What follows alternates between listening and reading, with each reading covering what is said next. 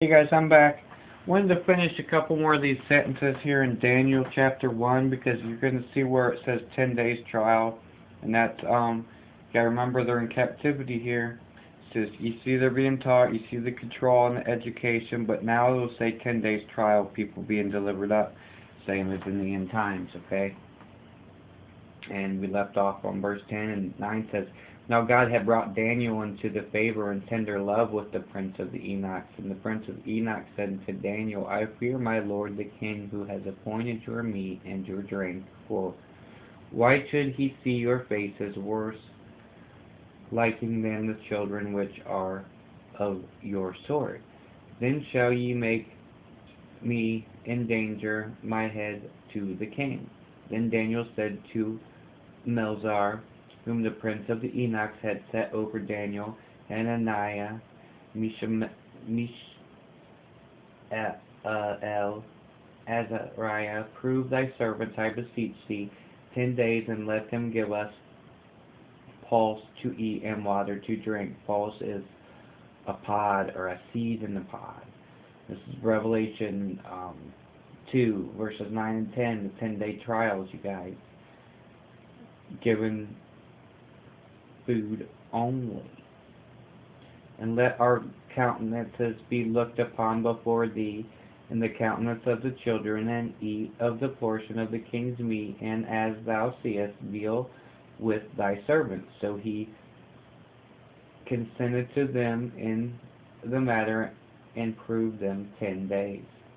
And at the end of the 10 days their countenances appeared fairer and fatter in flesh than all the children. Do you see, guys? They come out of that test just like we will.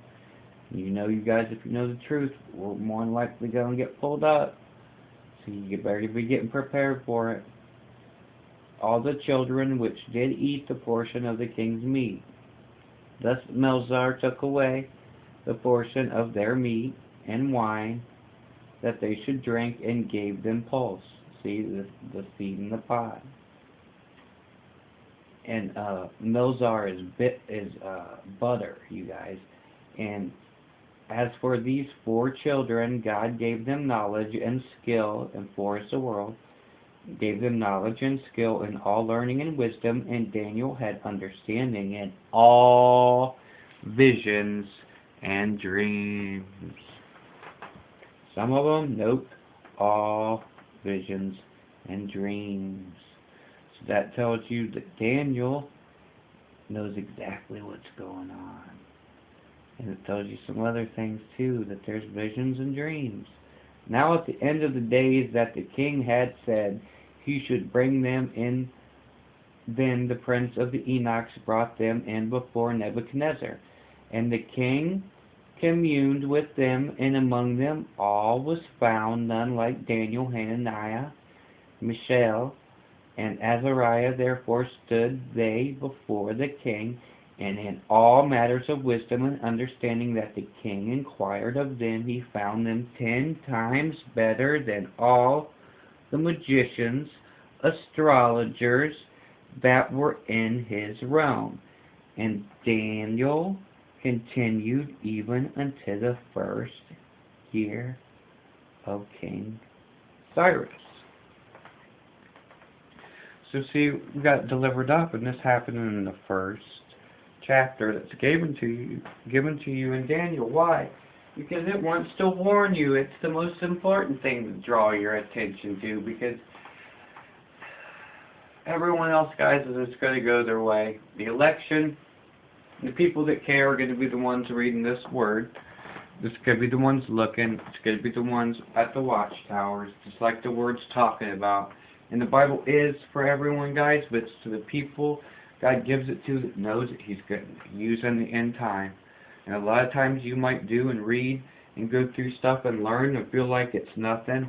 And when am I going to use this or whatever? God's building your strength for one thing. And for the second thing, He needs you to build you very strong, because He's going to use you in the end.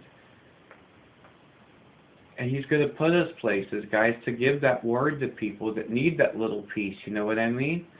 And the end times, He will use us all the way throughout.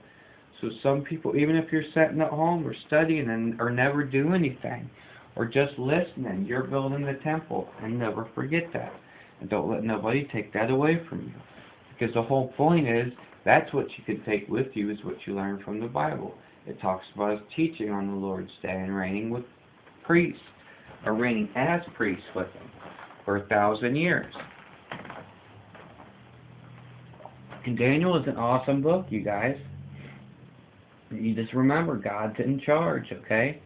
And we learned about that stuff. And Aramaic, the language while in captivity, is Syriac.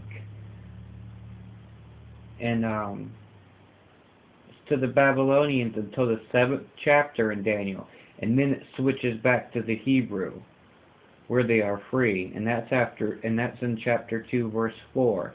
But I want to keep going with this little areas of control thing I got laid out here, you guys. So the next one is economic, right? And we could take a look into some of that in Daniel 8:23. So we'll go to Daniel 8:23 and see what it says. And it starts out talking about the latter rains, you guys. And in the latter time of their kingdom, when the transgressors are come to the full, so you see what time period we're talking about? A king of fierce countenance and understanding dark sentences shall stand up. This is Satan. And in verse 16 of this chapter, we got Gabriel. And he says, I heard a man's voice between the banks of Uriah, which called and said, Gabriel, make this man understand the vision. Remember in chapter 1, understanding all visions? And here we got Satan, the fierce countenance. See, when the transgressors are full. And his power shall be mighty, but not by his own power. And he shall destroy wonderfully. See, peaceably, you guys. And shall prosper and practice, and shall destroy the mighty in the holy places. Satan tried to kill us, you guys, by the word, by a spiritual vampire, the scorpion, the sting in their tails. Okay, and Christ is going to come back and He's going to destroy him. And what does it say?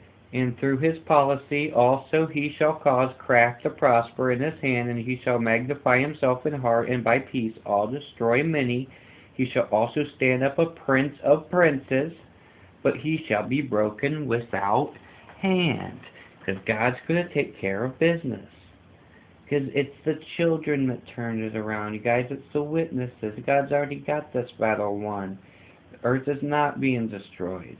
And the vision of the evening and the morning which was told is true. Wherefore shut thou up the vision, for it shall be for many days. And I, Daniel, fainted and was sick. Certain days afterwards I rose up and did the king's business, as I was astonished at the vision, but none understood it. Satan's going to come in peace and salvation, you guys, and fix this wound. Okay? No matter what the wound is. Like I said, you know the economy is going to collapse. So whether it's someone doing it, or earthquakes, or whatever the story is, we just need to be ready for this. But you guys, we got the priests teaching the way. You hear about this system almost coming up to perfection, and then it takes a deadly wound. And I've got another work coming up that I'll do on the deadly wounds. And so we got this little area of control here, you guys. And in the next place we'll go to religion, which you guys know. And then we'll see politics. And then we'll be able to wrap this one up a little bit. And we'll get more on the next one.